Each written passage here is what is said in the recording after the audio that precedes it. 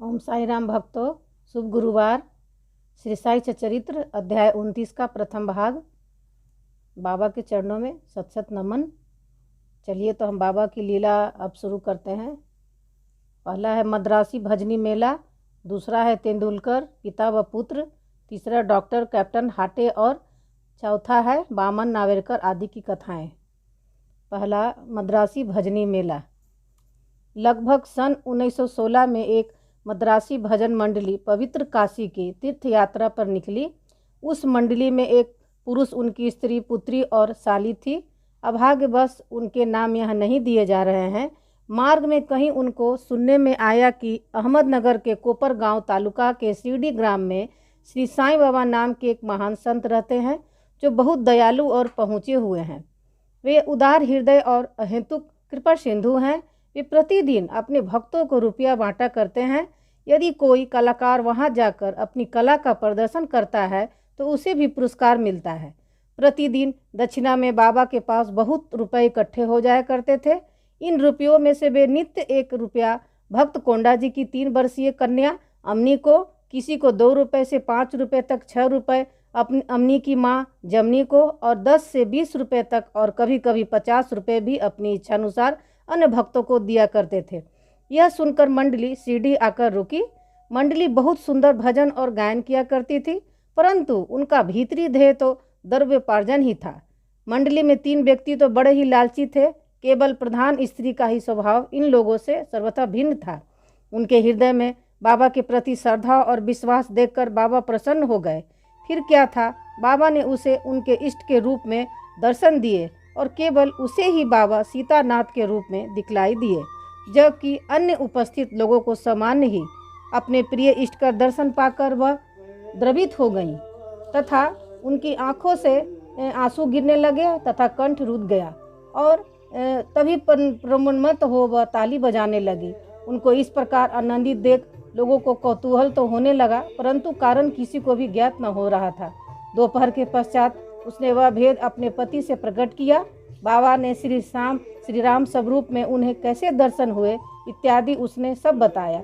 पति ने सोचा कि मेरी स्त्री बहुत भोली और भावुक है, अतः इसे राम का दर्शन होना एक मानसिक विकार के अतिरिक्त कुछ नहीं है।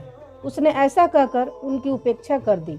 कहीं यह भी संभव हो सकता है कि केवल तुम्हें ही बाबा के रूप में दिखें और अन्य लोगों को सदैव की भांति कि स्त्री ने कोई प्रतिपाद न किया, क्योंकि उसे राम के दर्शन जिस प्रकार उस समय हुए थे वैसे ही अभी हो रहे थे। उनका मन शांत और स्थिर और संतृप्त हो चुका था। आश्चर्यजनक दर्शन। इसी प्रकार 3 दिन बीत गए। एक दिन रात्रि में उनके पति को एक विचित्र स्वप्न आया।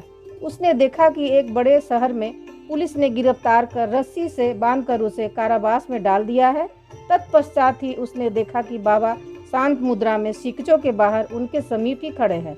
उन्हें अपने समीप खड़े देखकर वह गिड़गिड़ाकर कहने लगा कि आपकी कीर्ति सुनकर ही मैं आपके श्री चरणों में आया हूँ। फिर आपके इतने निकट होते हुए भी मेरे ऊपर यह विपदा क्यों आई? तब वे बोले, तुम्हें अपने बुरे कर्मों का फल अवश्य भुगतना चाहिए। वह पुनः बोला कि इस जीवन में मुझे अपने ऐसे कर्म की स्मृति नहीं जिसके कारण मुझे यह दुर्दिन देखने को मिला। बाबा ने कहा कि यदि इस जन्म में नहीं तो गत जन्म में अवश्य कोई बुरा कर्म किया होगा। तब वह कहने लगा कि मुझे अपने गत जन्म की कोई स्मृति नहीं, परंतु यदि एक बार मान भी लूं कि कोई बुरा कर्म हो भी गया होगा तो आपके यहाँ होते हुए तो उसे भस्म हो जाना चाहिए, जिस प्रकार सूखी घास अग्नि द्वारा शीघ्र भस्म हो जाती है। बाबा ने पूछा, क्या तुम्हारा सचमुच ऐसा दृढ़ विश्वास है? उसने कहा, हाँ। बाबा ने उसे अपनी आंखें बंद करने को कहा और जब उसने आंखें बंद की उसे किसी भारी वस्तु के गिरने की आहट सुनाई दी। आंखें खोलने पर उसने अपने को कारावास से मुक्त पाया। पुलिस वाला नीचे गिरा पड़ा है तथा उसके शरीर से खून प्रवाहित हो रहा है। यह देखकर वह अत्यंत भयभीत दृष्टि से बाबा की ओर देखने लगा। तब बाबा बोले कि अब तुम्हारी अच्छी खबर ली जाएगी। पुलिस अधिकारी अभी आएंगे और तुम्हें गिरफ्तार कर लेंगे। तब वह गिड़गिड़ाकर कहने लगा कि आपके अतिरिक्त मेरी रक्षा और कौन कर सकता है? भगवान, मुझे किसी प्रकार बचा लीजिए। तब बाबा ने फिर उसे आंखें बंद करने को कहा। आंखें खोलने पर उसने देखा कि वह पूर्णतः मुक्त होकर सिकचों से बाहर खड़ा है और बाबा भी उसके समीप ही खड़े हैं। तब वह बाबा से बाबा के श्री चरणों पर गिर पड़ा। बाबा ने पूछा कि मुझे बताओ तो तुम्हारे इस नमस्कार और पिछले नमस्कारों में किसी प्रकार की भिन्नता है या नहीं, इसका उत्तर अच्छी तरह सोच कर दो। वह बोला कि आकाश और पाताल में जो अंतर है वही अंतर मेरे पहले और इस नमस्कार में है। मेरे पूर्व नमस्कार तो केवल धन प्राप्ति की आशा से ही थे, परंतु यह नमस्कार मैंने आपको ईश्वर जानकर ही किया है। पहले मेरी धारणा ऐसी थी कि यवन होने के नाते आप हिंदुओं का धर्म भ्रष्ट कर रहे हैं। बाबा ने पूछा कि क्या तुम्हारा यवन पीरों में विश्वास नहीं है? परंतु उत्तर में उसने कहा जी नहीं।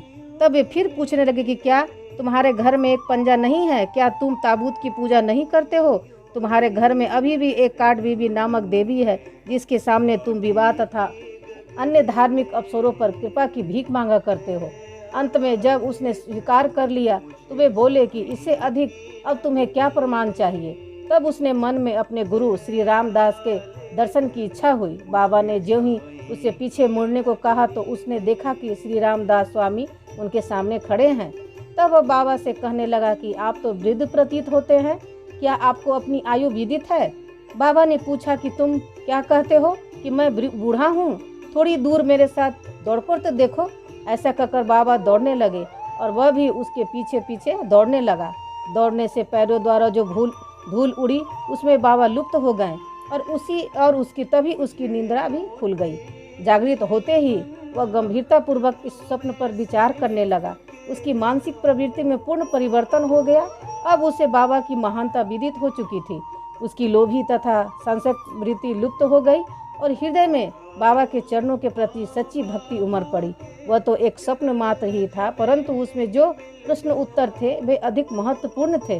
दूसरे दिन जब सब लोग मस्जिद में आरती के निर्मित एकत्रित हुए तब बाबा ने उसे प्रसाद में लगभग 2 रुपए की मिठाई और 2 रुपए लगभग नगद अपने पास से देकर आशीर्वाद दिया।